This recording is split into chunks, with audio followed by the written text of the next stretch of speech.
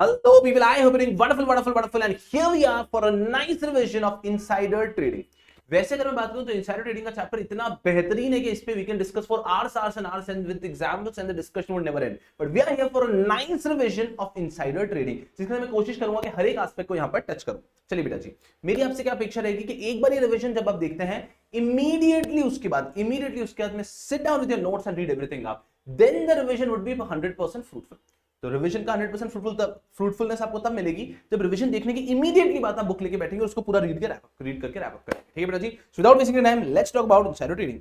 Insider trading के अंदर सबसे पहले कुछ डेफिनेशंस आती हैं. इनसाइडर की डेफिनेशन इजी है, ट्रेडिंग की डेफिनेशन इजी है. बात करते हैं about the definition of unpublished price sensitive information. Insider की डेफिनेशन में क्या बोला है? Insider means any person who is connected और in possession or having access to unpublished price sensitive information. तो कोई भी connected person है तो वो insider है, और कोई भी व्यक्ति इसके पास में access unpublished price sensitive information का वो insider है. ठीक है. ट्रेडिंग मतलब क्या? Trading means subscribing, buying, selling, dealing or agreeing to subscribe, buy, sell, deal any securities and trade shall be construed accordingly. कोई आसान है, कोई दिमाग लगाने की बात नहीं है. दिमाग लगाने की बात आती है unpublished price sensitive information पे. ध्यान से सुनना क्या लिखा है. अनपब्लिश्ड प्राइस सेंसिटिव इंफॉर्मेशन मतलब ये कैसी इंफॉर्मेशन होती है, ये कैसी इंफॉर्मेशन होती है regarding the company which is unpublished. Unpublished मतलब क्या? Which is not in public domain. Unpublished मतलब information with respect to a company which is not in public domain, public को पता नहीं है, अनपब्लिश्ड है. बट वो कैसी इंफॉर्मेशन है? Price sensitive. What do you mean bye price sensitive? Price sensitive means कि वो इंफॉर्मेशन वैसे तो अनपब्लिश्ड है, लेकिन अगर वो इंफॉर्मेशन पब्लिश की गई, if that information will be publish, that will cause a change in price. Unpublished price sensitive information and information which is unpublished but which will have an impact on price if it is published. So unpublished price sensitive information, देखो क्या लिखा है. Unpublished price sensitive information means any information relating to company or securities directly or indirectly that is not generally available. What do you mean by not generally available? Unpublished. Unpublished के लिए word use किया गया है not generally available. Which upon becoming generally available, जब उसको public किया जाएगा, which upon becoming generally available is likely to materially affect the price sensitive. So an information related to a company or security which is unpublished, not generally available, price sensitive, upon becoming generally available it will have an impact on price, shall ordinarily include but not restricted to. फिर उन्होंने कुछ example दिए. It includes but not restricted to, मतलब ये जो नीचे पांचों चीजें दी इनके अलावा भी कुछ हो सकता है प्राइस सेंसिटिव, लेकिन ये एग्जांपल्स आपको याद होने चाहिए. मैंने रेगुलर बैच में फोकस किया. Examples of price sensitive information ये हैं जो कि आपको याद होने चाहिए. क्या? फाइनेंशियल रिजल्ट्स आपके आ रहे हैं, प्राइस सेंसिटिव इंफॉर्मेशन है. डिविडेंड है, प्राइस सेंसिटिव इंफॉर्मेशन है. चेंज इन कैपिटल स्ट्रक्चर हो रहा है आपका, प्राइस सेंसिटिव इंफॉर्मेशन है. Merger, demerger, acquisition, delisting, disposal, expansion, any other transaction similar nature की, सब प्राइस सेंसिटिव इंफॉर्मेशन है. Changes in KMP price sensitive information है. Material event in according to the listing agreement price sensitive information है. These are all examples of price sensitive information. ऐसा मत सोचिएगा कि इसके अलावा कुछ और प्राइस सेंसिटिव नहीं हो सकता है. इसके अलावा भी there can be thousands of things which could be price sensitive information, but from exam per se, from academic point of view, at least आपको यहां से यहां तक तो याद होना चाहिए. क्या डेफिनेशन पढ़ी हमने? अनपब्लिश्ड प्राइस सेंसिटिव इंफॉर्मेशन की. हमने डेफिनेशन पढ़ी अनपब्लिश्ड प्राइस सेंसिटिव इंफॉर्मेशन की.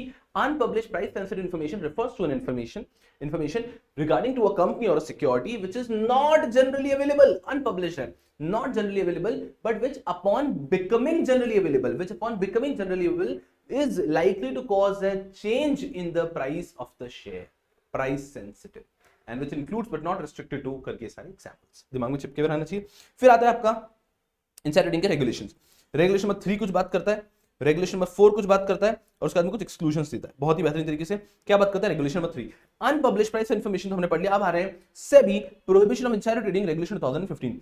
SEBI prohibition of insider trading regulation 2015 का रेगुलेशन नंबर 3 क्या कहता है? Prohibit. It says it is prohibited to communicate or procure unpublished price sensitive information. Regulation number 3 कहता है, regulation number 3 of SEBI prohibition of insider trading regulation 2015 कहता है it is prohibit to communicate or to procure unpublished price sensitive information. तो communicate procure करना prohibit है. Regulation number 3. Regulation number 4 क्या कहता है? It is prohibit to trade on the basis of unpublished price sensitive information. समझ में आना चाहिए. Unpublished price sensitive information communicate करना या फिर अनपब्लिश्ड प्राइस सेंसिटिव इंफॉर्मेशन कहीं से प्रोक्योर कर लेना, this is a violation of regulation number 3. But unpublished price sensitive information के बेसिस पे ट्रेड कर लेना, this is a prohibition under regulation number 4. तो रेगुलेशन नंबर 3 प्रोहिबिट करता है कम्युनिकेट करना है, प्रोक्योर करना unpublished price sensitive information. Regulation number 4 prohibit करता है trading on the basis of unpublished price sensitive information. उसकी कुछ एक्सक्लूजन्स हैं वो हम पढ़ेंगे.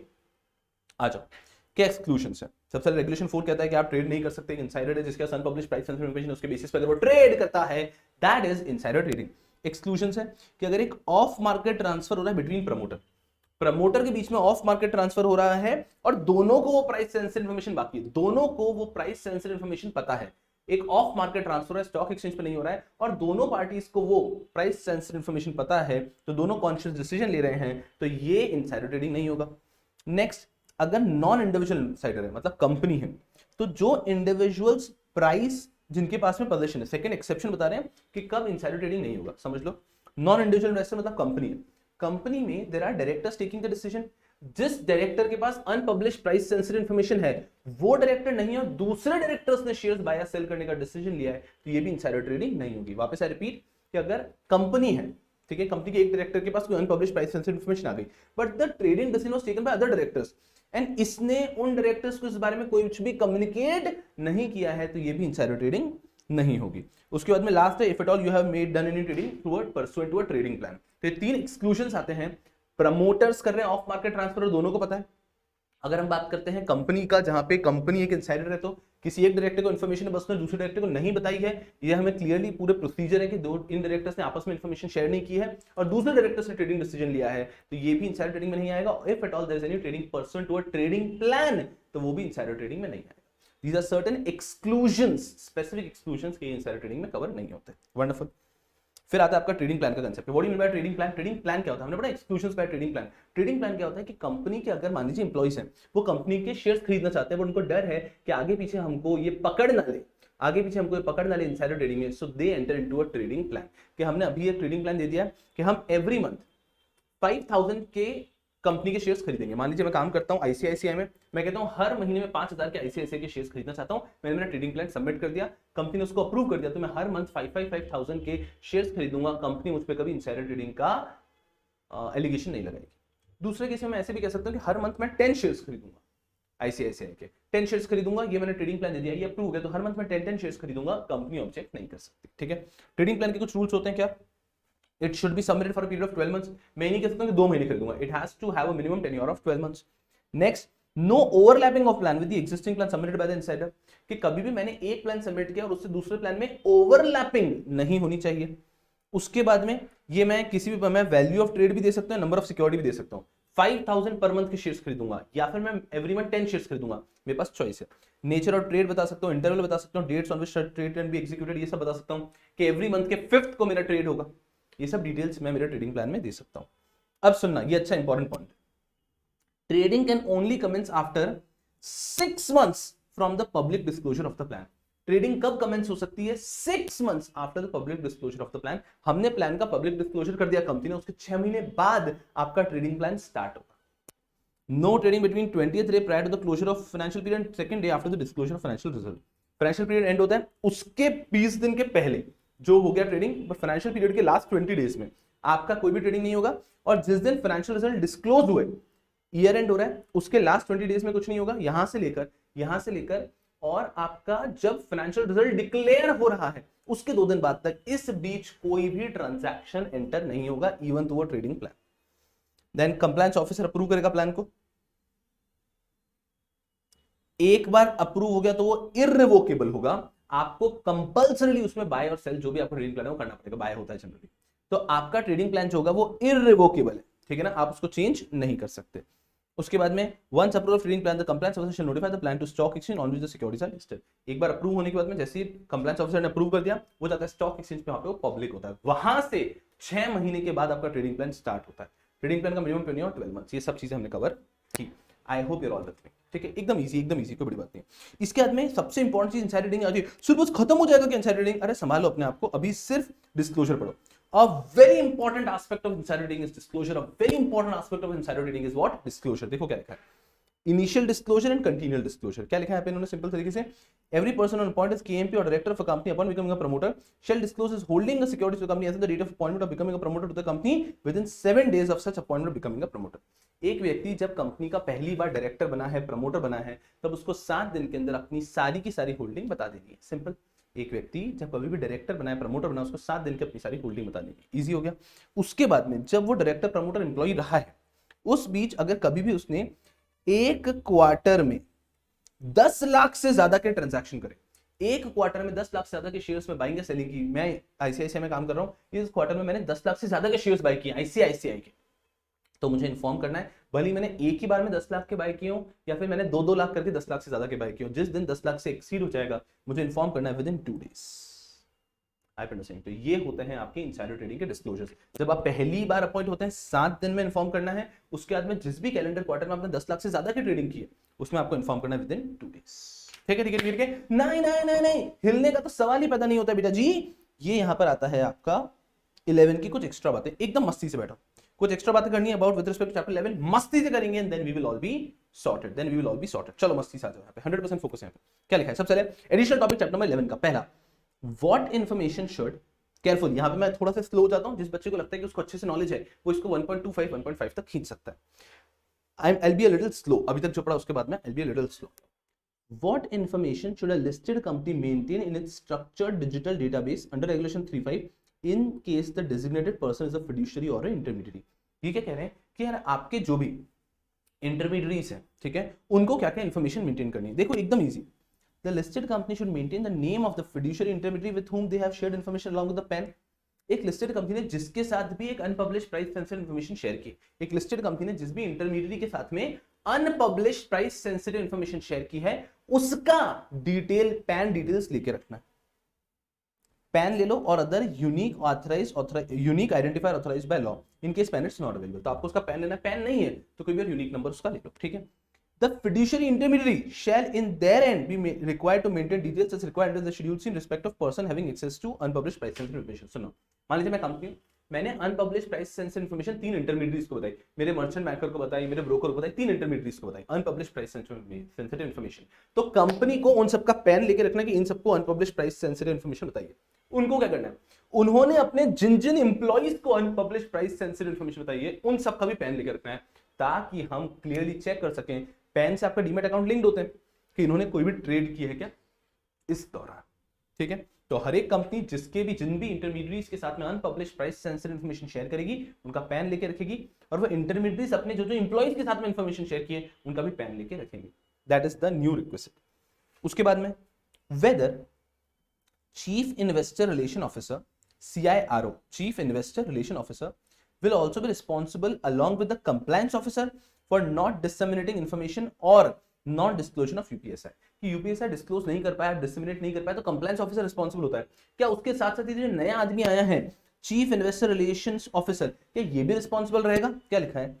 Regulation 2C clearly provide the function and responsibility of the compliance officer, specific responsibilities to deal with dissemination information and disclosure UPSI are given to CIRO को specific information दी है, disseminate करना information and disclosure of UPSI under clause 30 of schedule A. It is company's discretion to designate 2 separate person as CIRO and compliance officer respectively for fulfilling specific responsibility in case where CIRO and compliance officer have been designated for overlapping functions, they shall be jointly and severally responsible। ये क्या कह रहे हैं? देखो, compliance officer की responsibility तो इतने सालों से हम पढ़ रहे हैं, ये जो नया आदमी है ना CIRO chief investor relation officer, इसका मेन रिस्पांसिबिलिटी में से एक आता है कि इसको सारी इंफॉर्मेशन डिसेमिनेट करनी है इन्वेस्टर तक और इसको unpublished price sensitive information disclose करना है। ये इसके आने के पहले कौन संभालता था? Compliance officer. तो आज की तारीख में कंपनीज के पास चॉइस है कि या तो वो कंप्लायंस ऑफिसर और ये जो चीफ इन्वेस्टर रिलेशन ऑफिसर है एक ही व्यक्ति को बनाए तो यही संभालेगा। अगर आपने अलग अलग व्यक्ति को बनाया तो आप देख लो आप रिस्पॉन्सिबिलिटी कैसे डिवाइड कर रहे हो, और अगर आपने रिस्पॉन्सिबिलिटी डिवाइड नहीं की है तो दोनों लायबल होंगे। तो आई रिपीट इन सेंस में कि अगर मान लीजिए CIRO को अपॉइंट किया और उसको रिस्पॉन्सिबिलिटी और कंप्लायंस ऑफिसर के परव्यू से स्पेसिफिकली इन रिस्पॉन्सिबिलिटी को हटाया गया है तो कंप्लायंस ऑफिसर रिस्पॉन्सिबल नहीं होगा, सिर्फ वो रिस्पॉन्सिबल होगा। लेकिन अगर नहीं हटाया है तो दोनों के ड्यूटीज में ये ओवरलैपिंग फंक्शन है तो दोनों रिस्पॉन्सिबल होंगे। ये प्रॉब्लम जनरली क्यों नहीं आती है? कंपनीज एक ही व्यक्ति को compliance officer as well as chief investor relation officer बना देती है क्योंकि मोरलेस काम तो सेम, ठीक है। उसके बाद में आता है whether contra trade is allowed within the duration of trading plan. क्या ट्रेडिंग प्लान के दौरान कॉन्ट्रा ट्रेड अलाउड होती है क्या? Any trading plan opted by a person or trading plan can be done only to the extent in the manner disclosed in the plan, save and except for pledging of securities। तो अगर आपके plan में लिखा है तो वही आप कर सकते हो, अदरवाइज कोई भी आप ट्रेड नहीं कर सकते। तो जो जो ट्रेड आपके प्लान में लिखी है आप सिर्फ वो ट्रेड कर सकते हो, अदरवाइज आप ट्रेड नहीं कर सकते, कॉन्ट्रा ट्रेड आप नहीं कर पाएंगे। Next, whether creation of pledge invocation of pledge is allowed when trading window is close. Trading window जो क्लोज होता है आप प्लेज क्रिएट या इन्वोक कर सकते हो। Yes, However, the pledger or pledgee may demonstrate that the creation of pledge or invocation of pledge was bona fide and prove this innocence. कि भैया जब ट्रेडिंग विंडो क्लोज है तभी आपका प्लेज क्रिएट करना कि अपनी सिक्योरिटी को अपने शेयर्स को आप सिक्योरिटी के रूप में दे रहे हो, ये सब चीजें अलाउड है। Next is what? Institutional mechanism for prevention of insider trading. ये सब अब क्या थोड़ा सा बोरिंग एस्पेक्ट है, बट एक बार पढ़ के जाना यार, वो छोड़ना नहीं है। मैंने आपको क्या कहा, जैसे ही ये सेशन खत्म होगा इमीडिएटली तुरंत बुक लेके बैठ जाना और once read it up then you will be all sorted. चलिए क्या लिखा है इसके बाद में? Institutional mechanism for prevention of insider trading. कि क्या इंस्टीट्यूशनल मैकेनिज्म है for prevention of insider trading? The internal control shall include the following. क्या क्या होना चाहिए इंटरनल कंट्रोल में? All employees who have unpublished price sensitive information identified.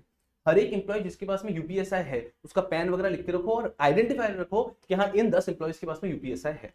Next, all the unpublished price sensitive information shall be identified and its confidentiality shall be maintained as per the requirements of these regulation। Identify करके रखो वही कि UPSI किस किस के पास जा रहा है और प्रॉपर तरीके से चेक करके रखो कि उसका जो कॉन्फिडेंशियलिटी वो मेंटेन रहे। Adequate restriction shall be placed on communication procurement of UPSI. पहला चीज क्या है कि एम्प्लॉयज का नाम लिख के रखो, फिर कॉन्फिडेंशियलिटी मेंटेन करके रखो, फिर पूरा ध्यान रखो किस किस के पास यूपीएसआई जा रहा है उसका ध्यान रखो। List of employees other person with whom UPSI is shared. Same चीज वापस के जिन जिन के पास यूपीएसआई गया एम्प्लॉयज के बाहर भी उन सबका भी लिस्ट बना के रखो, पेन वेन लेके रखो।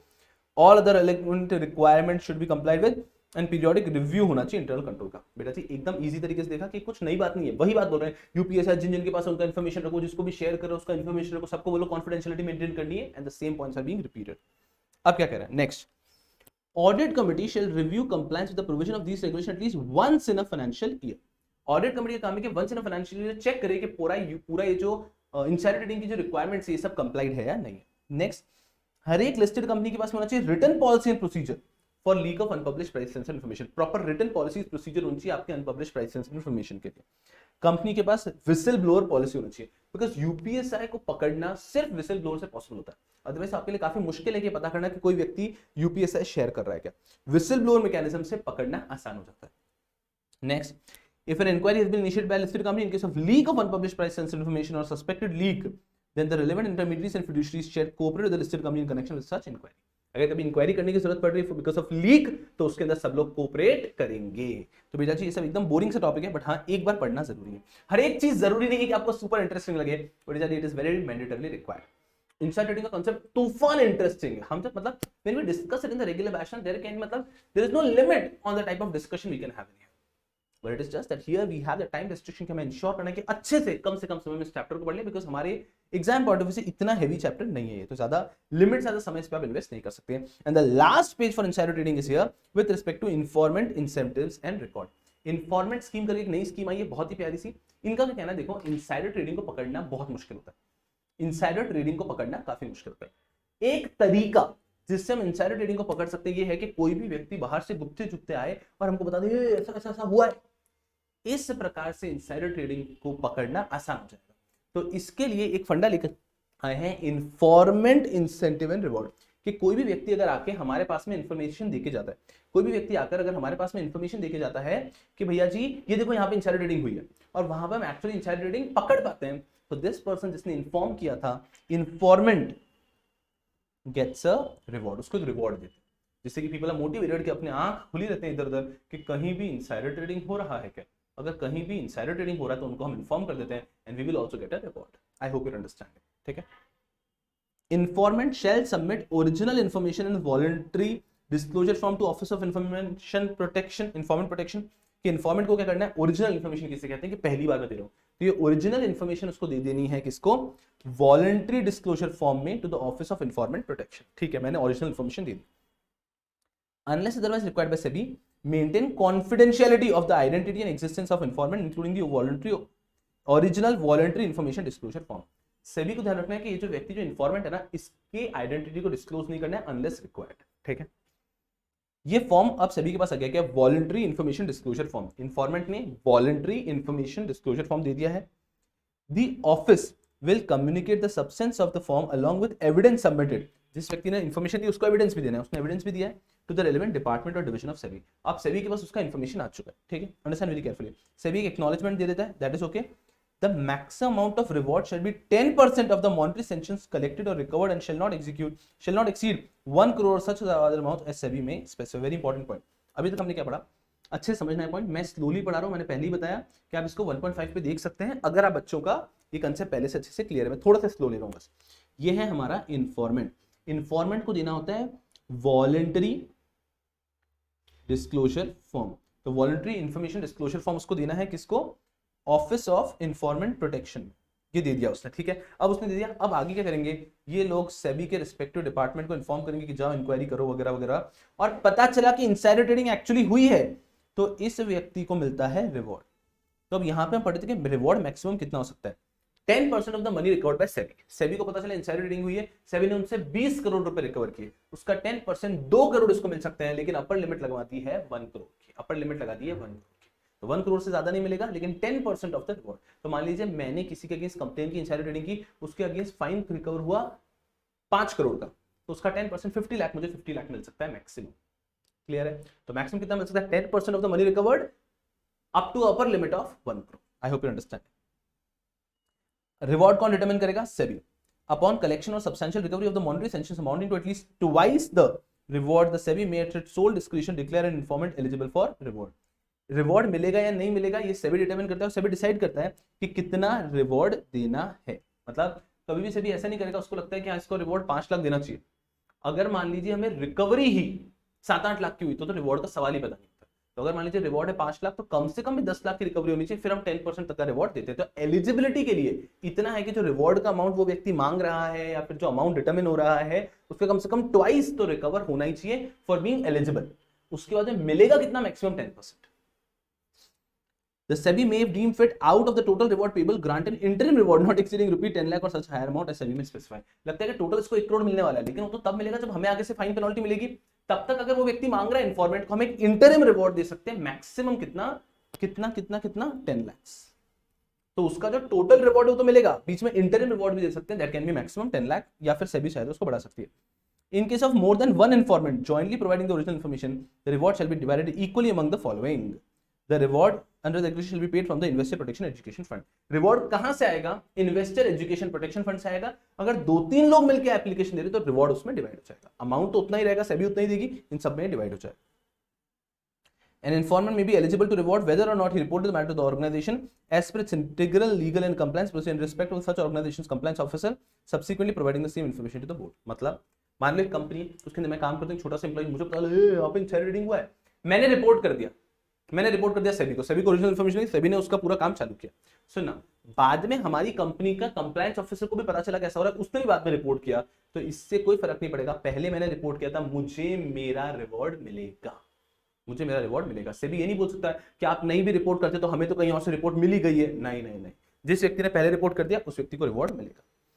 Every person required to have a code of conduct under these regulations shall ensure that such code of conduct provides for suitable protection against the discharge, termination, demotion, suspension, threat, harassment directly or indirectly against any employee who has given the voluntary information. आज मैंने voluntary information दी, insider trading पकड़ा गया, फिर मैं company में आ रहा हूँ, फिर मेरे साथ बुरा ट्रीटमेंट कर रहे हैं, मुझे निकाल रहे हैं कंपनी से, मुझे कहीं ट्रांसफर कर रहे हैं, ये सब नहीं होना चाहिए। तो हर एक कंपनी का कोड ऑफ कंडक्ट होना चाहिए कि जो इन्फॉर्मेंट है उसके अगेंस्ट दुर्व्यवहार नहीं किया जाए, और उसी के कारण कोशिश की जाती है कि इसकी आइडेंटिटी डिस्क्लोज ही ना की जाए। Okay, any informant believes that he or she has been subject to retaliation or victimization by his or her employee can approach the competent court or tribunal। अगर मुझे लगता है कि नहीं मैंने कोई इन्फॉर्मेशन दी, इसके कारण मेरे साथ दुर्व्यवहार हो रहा है, तो मैं कोर्ट में जा सकता हूं। This is the entire informant incentive and reward. समझना अच्छे से, कोई भी व्यक्ति चाहे तो वो इन्फॉर्मेंट बनके ओरिजिनल इन्फॉर्मेशन दे सकता है, उसके बेस पे सेबी के डिपार्टमेंट में जाएगा, सेबी इंक्वायरी करेगा, अगर उससे मनी रिकवर होता है तो मुझे रिवॉर्ड मिल सकता है मैक्सिमम कितना? 10% of the money recovered up to a limit of 1 crore, इतना मुझे मिल सकता है। बहुत अच्छी बात है। अगर हम मल्टीपल लोगों ने एप्लीकेशन दिया है तो ये अमाउंट तो वही मिलेगा हम सब में, बस वो डिवाइड हो जाएगा। ये सारी चीज हमने यहाँ पे देखी। फिर time pass, what are the functions of the office of informant protection, कि ऑफिस क्या क्या करता है? Receiving and registering the voluntary information disclosure form, making all necessary communication with the informant, हमने क्या फॉर्म हमारे पास है, इसका सारा कम्युनिकेशन हम करेंगे। Maintaining a hotline for the benefit of potential informant, हम हॉटलाइन रखते हैं कि कोई भी कभी भी इन्फॉर्मेशन दे सके। Maintain confidentiality of the legal representative of the informant and act as an interface between the informant and the officer of SEBI, उसके आइडेंटिटी को बचाने के लिए सेबी और उस इन्फॉर्मेंट के बीच में हम एक इंटरमीडिएट की तरह काम करते हैं। Interacting with the informant incentive committee, issuing press release and reward linked to informant, पूरा जो रिवॉर्ड वगैरह मिलता है वो सभी देने का काम हमारा है। Submitting an annual report to SEBI relating to function of office of informant protection, कि हमने क्या काम किया साल भर में हमें सेबी को देना है, कि हमारे डिपार्टमेंट कुछ यूजफुल भी है या नहीं है। तो ये ऑफिस ऑफ इन्फॉर्मेंट प्रोटेक्शन ये सब करता है। Rejection of claim for reward, सुनना कि भैया कुछ केसेस के अंदर आपको अवार्ड नहीं मिलता, रिवॉर्ड नहीं मिलता है। ये तो टाइम पास था, इसको थोड़ा ध्यान से समझ लो कि किस केस में आपको रिवॉर्ड नहीं मिलेगा। मैं इन्फॉर्मेंट था, मैंने इन्फॉर्मेशन दी, आपने उससे पैसा लिया, मेरे को पैसा नहीं दे रहे हो। रुको, कब नहीं मिलेगा? पहला, who does not submit original information, एक इन्फॉर्मेशन जो सेबी के पास पहले से आ चुकी है, वही इन्फॉर्मेशन अगर आप लेके जाते हैं तो आपको रिवॉर्ड नहीं मिलेगा। ऐसे तो आपने इन्फॉर्मेशन दी, आपके 50 दोस्तों ने वही इन्फॉर्मेशन दी, सेबी सबको थोड़ी ना रिवॉर्ड देगा, सेबी रिवॉर्ड देगा किसी एक को जिसने सबसे पहले दी थी। Second, who has acquired the original information through or as a member office or employee of regulatory agency, self-regulatory organization, surveillance investigation department, corporate of clearing corporation, stock exchange, any law enforcement organization। मतलब समझो, आप police में काम करते हो, आप CID में काम करते हो, आप स्टॉक एक्सचेंज में काम करते हो, वहां पे काम करने के कारण आपको कोई इंफॉर्मेशन मिली। अब मैं सीआईडी में काम करता हूं और मुझे कोई इंफॉर्मेशन मिली, तो मैं थोड़ी ना बोलूंगा ए यार मैं इसके ऊपर इन्वेस्टिगेशन करने के बजाय मैं क्या करता हूं, मैं ये बता देता हूं एज ए इन्फॉर्मेंट, तो मुझे तो पैसा मिल जाएगा। नहीं, ये तो आपकी जॉब है ना ये सब पता करना। If your regular part of your job involves getting such information and reporting it to the authority, then you cannot expect a reward। ये तो आपका काम ही है। एक व्यक्ति जिसका ये काम नहीं है, नॉर्मल एम्प्लॉई है, वो आके रिपोर्ट करता है तो वहां पे उसको मिलेगा रिवॉर्ड, आपको नहीं मिलेगा। अगेंस्ट हुम सेबी में इनिशिएट और has initiated criminal proceeding under securities law, अगर किसी व्यक्ति के अगेंस्ट क्रिमिनल प्रोसीडिंग चल रही है, उसने कोई इन्फॉर्मेशन दी तो उसको रिवॉर्ड नहीं मिलेगा। कोई व्यक्ति, if a person who wilfully refuses to cooperate with SEBI during the course of investigation, inquiry, audit, examination, other proceedings, अगर कोई व्यक्ति कोऑपरेट करने से मना कर देता है तो उसको रिवॉर्ड नहीं मिलेगा। अगर कोई व्यक्ति फॉल्स फ्रॉडुलेंट रिप्रेजेंटेशन कर रहा है, फॉल्स राइटिंग कर रहा है, fails to furnish the complete information available, कोई भी व्यक्ति अगर इन्फॉर्मेशन ही नहीं दे रहा है, फॉल्स इन्फॉर्मेशन दे रहा है, रॉन्ग इन्फॉर्मेशन दे रहा है, तो उसको भी कभी भी रिवॉर्ड नहीं मिलेगा, ऑब्वियस सी बात है। And is obligated under law to report the original information, अगर कोई व्यक्ति के ऊपर एनीवेज ऑब्लिगेशन ही है सेबी को बताने का, वो बता रहा है तो भी नहीं। सेम जैसे कि यहाँ पे कवर किया था, सिमिलर चीज है कि अगर मैं कंपनी का कंप्लायंस ऑफिसर हूं, मेरे ऊपर तो ऑब्लिगेशन ना कि मुझे ऐसा कुछ पता चला तो मुझे बताना है, तो अगर मैं बता रहा हूं तो मुझे भी अवार्ड नहीं मिलेगा। आई होप यू अंडरस्टैंड। क्लियर बेटा? भाई, provided that SEBI may deem fit at sole discretion exempt a person from any of these disqualification, अगर सेबी को लगता है कि इनमें से किसी भी डिस्क्वालिफिकेशन से हमें एग्जाम्प्ट करना है तो सेबी किसी को भी एग्जाम्प्ट कर सकता है। मेरी आपसे क्या रिक्वेस्ट रहेगी, यहाँ पे खत्म हो जाता है आपका इनसाइडर ट्रेडिंग, बट मेरी आपसे रिक्वेस्ट रहेगी that ensure that you read this informant incentive and reward very carefully. मैंने कोशिश किया इसको स्लोली कवर करूं, तो आप बच्चों ने हो सकता है इनका पहले से पढ़ा, उन्होंने 1.5 1.25 पे देखा हो, बाकी जिन्होंने स्लोली देखा होगा आई थिंक उनको तो समझ में भी आ गया होगा। कोशिश अच्छे से बेटा जी करनी कि जैसे ही ये रिवीजन यहां पे एंड हो, तुरंत इसी समय पे बिना रोक टोक के इसी समय पे बुक लेके बैठ जाओ और इसको एंड टू एंड पढ़ के खत्म कर, तब आएगा बेटा जी मजा। Okay, thank you so much for your nice love and I hope you will are thoroughly enjoying the sessions. Thank you so much. Bye bye.